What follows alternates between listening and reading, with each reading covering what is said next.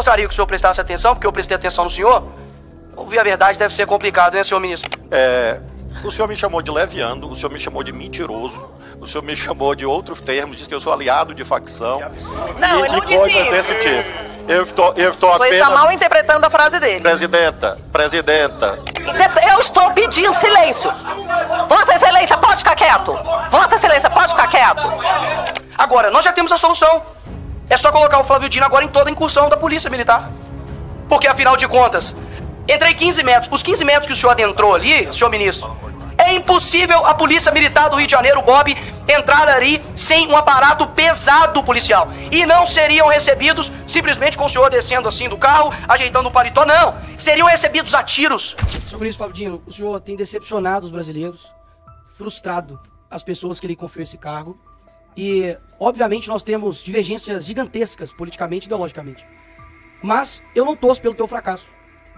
Afinal de contas, o teu fracasso significa, ou deveria significar, o sucesso do crime organizado, o sucesso da milícia, o sucesso do roubo, do furto, do assassinato. E eu sei que são as vítimas, no fim das contas, desse crime, que é a população brasileira em geral. E eu também não serei aqui leviano, assim como eu acredito que vocês são, em colocar toda a culpa de todo o crime nas suas costas. Até mesmo porque eu sei que vocês fazem isso com o seu opositor político. Diga-se de passagem, Jair Bolsonaro. Mas é evidente que o seu trabalho, ou a falta do seu trabalho, tem gerado consequências. Por exemplo, o homem que deveria ser o mais odiado pelo crime organizado, entra em um local dominado pelo crime organizado, que é, por exemplo, o Complexo da Maré. E como explicar isso para um cidadão comum brasileiro? Porque a esquerda, que odeia o Bolsonaro, ainda assim, ela confessa de que o crime odeia ele. E odeia, inclusive, o ex-ministro da Justiça, Sérgio Moro, que inclusive teve ameaças, né, de matar a sua família. Pelo que me parece, o senhor não demonstra nenhum ofensivo potencial ao crime, nenhum risco a ele. Afinal de contas, quando você olha a sua contundência com relação ao dia 8, e de fato, quem errou tem que ser punido, mas um cidadão comum brasileiro, ele pesquisa lá suas declarações, por exemplo, o Twitter, né? uma mídia que o senhor gosta de falar, e gostaria que o senhor prestasse atenção, porque eu prestei atenção no senhor. Ouvir a verdade deve ser complicado, né, senhor ministro? Mas se puder parar meu tempo, que o ministro está incomodado com alguma coisa. Se puder parar meu tempo, por gentileza. É a primeira vez que eu vejo um ministro sem medo de ir na maré, mas com medo de perguntas. Enfim. Voltando aqui ao tema, senhor ministro. O senhor é muito contundente com relação à baderna que ocorreu aqui no dia 8. Inclusive, diversas declarações, os chamados de terroristas. E o cidadão comum brasileiro verifica isso, por exemplo, no seu Twitter. Mas eu peço ao povo brasileiro que coloque lá PCC. Vai ter 2 menções somente. Inclusive defendendo, dizendo que não há nenhum atrelamento entre o PCC e PT. Quando você pesquisa lá Comando Vermelho, não há nenhum tipo de menção no seu Twitter sobre Comando Vermelho. E isso causa uma estranheza muito grande. Uma pessoa que tem uma contundência muito grande para ir para cima de baderneiros, que de fato acredito que são, mas não dá nenhum tipo de declaração contundente, como por exemplo, o maior crime organizado que há no Brasil, que é o PCC. Nós vemos o tipo de foco do senhor, para mim é muito estranho, muito difícil de explicar, confesso. Quando, por exemplo, nós temos aviões sendo atirados pelo crime organizado no Rio de Janeiro, você tem 35 ônibus pegando fogo, e a tua prioridade é processar o influenciador porque ele ofendeu, lhe chamando de engordolo. Quando nós olhamos tudo isso, é muito difícil de explicar. É muito difícil de explicar. Então, eu acredito que tudo que está acontecendo hoje no Brasil com relação à segurança pública, é complicado dizer que o senhor tem feito um bom trabalho. Porque de duas uma. Ou o senhor não tem culpa de nada, afinal de contas, ninguém que exerceria o teu papel daria conta de cuidar da segurança pública, e o senhor não tem culpa nenhuma. Ou o senhor não está tendo competência para tal, para exercer o Ministério da Justiça. E ainda dá um péssimo exemplo, dizendo que não viria até a Comissão de Segurança Pública, porque há pessoas aqui armadas, e por conta de divergências políticas, o senhor estaria com a sua integridade física atingida. Isso fere não somente aqui o parlamento, mas além de tudo de ser uma mentira. Porque os deputados não vêm aqui trabalhar armados, senhor ministro.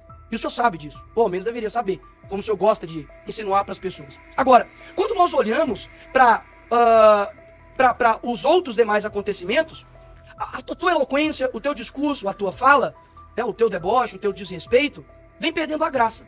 Inclusive até a própria velha mídia tem te descrito o senhor como animador, né, de auditório. Porque o teu discurso, ele não sobrepõe a realidade das pessoas, horas. A realidade que vê um ministro focando em fiscalizar a oração de pastor mas não vê um ministro atuante no que se diz respeito aos crimes que estão acontecendo no dia a dia. Ou seja, eu não estou aqui para poder torcer pelo teu fracasso, ministro Flávio Dino.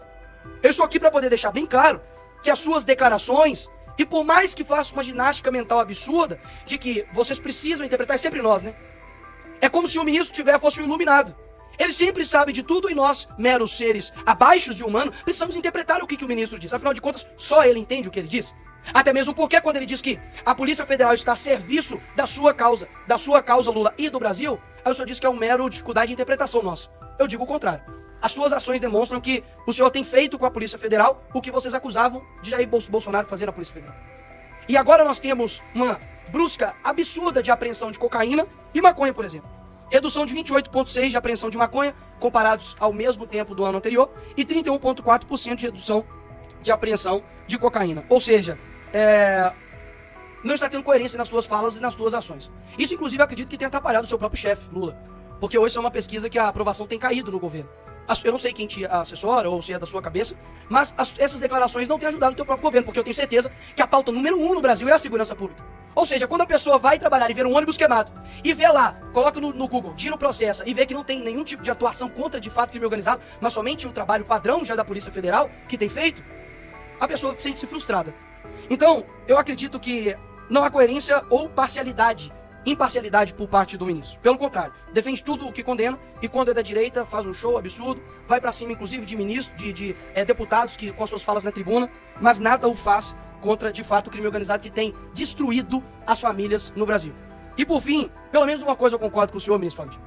O senhor disse que o senhor era um personagem, né, dos Vingadores. Eu acredito que o senhor parece muito com o Nick Fury. Não sei se o senhor conhece. Só enxerga, de fato, realmente de um lado. Boa sorte para o senhor tentar explicar o inexplicável. Obrigado, presidente.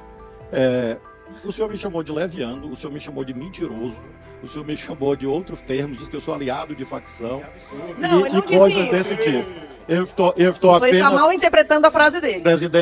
Presidenta, ele disse que eu e o governo Lula era composto por levianos. A senhora pode consultar as notas taquigráficas. Se houver mais uma injúria que viole o decoro parlamentar, eu vou, obviamente, zelar pelo regimento da casa, que é meu dever como cidadão brasileiro. Ministro, o senhor pode deixar que eu, como presidente, estou zelando. Não enxerguei nenhuma injúria aqui. Por favor, use a palavra. Mas não. Mas a senhora vai me interromper, presidente. Não, porque o senhor está ameaçando agora querer fazer a minha função. Eu não vou aceitar. Seja menos tendenciosa. Eu, inclusive, cortei a palavra de deputados da oposição. Estou conduzindo. Peço ao ministro. Ministro, faça a sua fala, mas não queira fazer a minha função. Senhora presidente, a senhora está Ela é a presidente da comissão. Senhora presidente. Eu peço aos deputados da oposição que não batam boca, que não respondam, que fiquem em silêncio. Para ficar muito claro, se houver baderna, foram os deputados da base que fizeram. E aí o ministro vai poder sair. Eu estou pedindo silêncio. Vossa Excelência, pode ficar quieto. Vossa Excelência, pode ficar quieto. Eu fiz um pedido aos deputados da oposição. Peço que atendam meu pedido. Os deputados do governo, peço que atendam também. Ministro, por favor. Então, em relação à perquisição do deputado, ele diz que não há combate ao crime organizado e usa números que eu não sei exatamente de onde ele tirou, é de uma realidade inexistente. Por exemplo, eu já informei que a taxa de homicídios no país é declinante. Ano passado, a Polícia Federal apreendeu bens no valor de 350 milhões de reais. Esse ano está chegando perto de 3 bilhões de reais. Isto é combater facção criminosa. Isto é combater a organização criminosa. A apreensão de armas ilegais neste ano é quase o dobro da apreensão no ano passado. Isto é combater a organização criminosa. Por que eu não faço alusão a esta ou aquela facção? Porque eu não sou propagandista de facção, eu não sou marqueteiro de facção. Eu sou o ministro da Justiça que coordena a política efetiva, real e diária de combate à facção. Se alguém fica repetindo o dia todo o nome de uma facção, e isto é científico, a única coisa que se faz é fortalecê-la. Todos os dias, eu me refiro, todos os dias, a organizações criminosas, facções criminosas, que constitui o centro da nossa política. Tanto é que nós estruturamos neste ano, em todos os estados federados, as Forças Integradas de Combate ao Crime Organizado. Se chama FICO.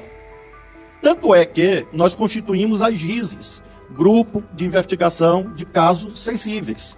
Quais são esses casos? Os casos que envolvem a organização criminosa. No estado do parlamentar, foi identificada uma fábrica clandestina de fuzis, de pistolas. Quem fez isso? A Polícia Federal.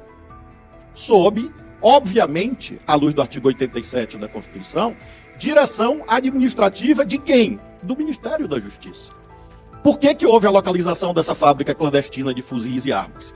Porque a Polícia Federal encontrou armas, vejam, 47 fuzis, na Barra da Tijuca, numa mansão.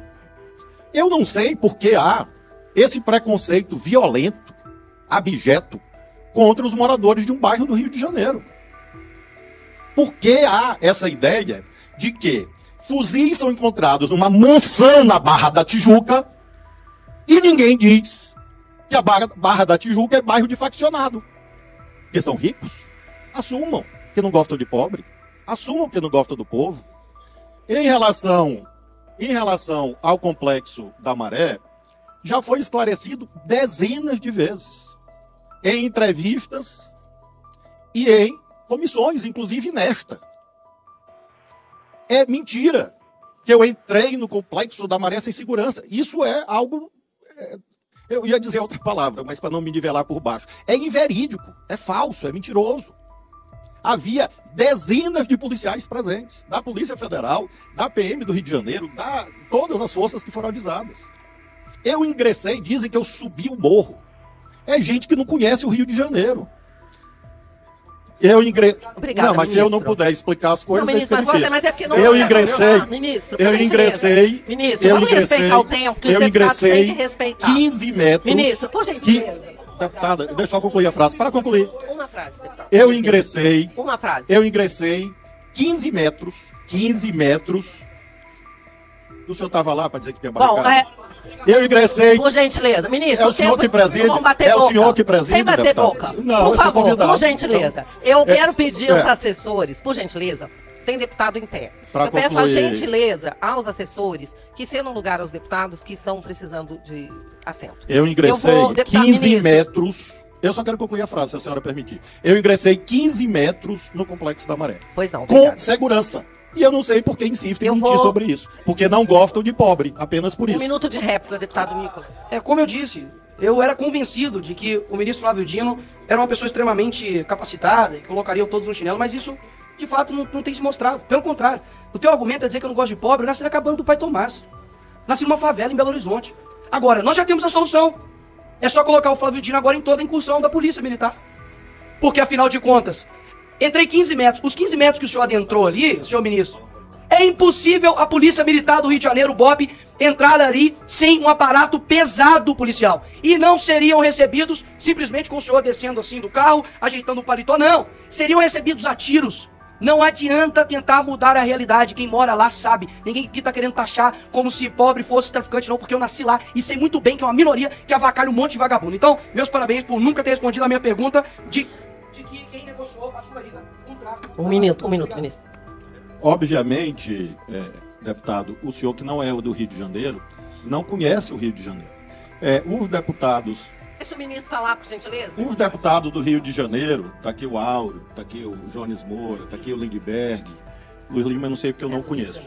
Então, para concluir, no tempo que a senhora interrompeu, o que eu estou afirmando é que, com as polícias fazendo segurança, eu fui e irei em qualquer bairro do Brasil. Obrigada, com a graça de Deus. Pois não. Porque eu não tenho dúvida, ministro, que o senhor daqui a pouco vai levantar daqui e vai embora. A questão da segurança pública, a questão que o senhor não gosta de ouvir a verdade. Então eu quero dizer, senhora presidente, que o que o deputado Nicolas está colocando em relação à entrada do ministro lá na Maré, que certamente foi um convite muito bem feito para que ele pudesse estar lá, porque ninguém entra. Ninguém entra lá. E a Maré já mostrou isso. Tem tudo a ver com a pauta que tem. Está relacionado com a Polícia Federal. É o assunto que está sendo questionado aqui, é um dos tópicos do requerimento, é a Polícia Federal. Porque ele falou que ele tem a Polícia Federal, que ele usa a Polícia Federal, que a Polícia Federal serve o governo Lula, que o diretor da Polícia Federal está sentado ao lado dele, onde ele vai.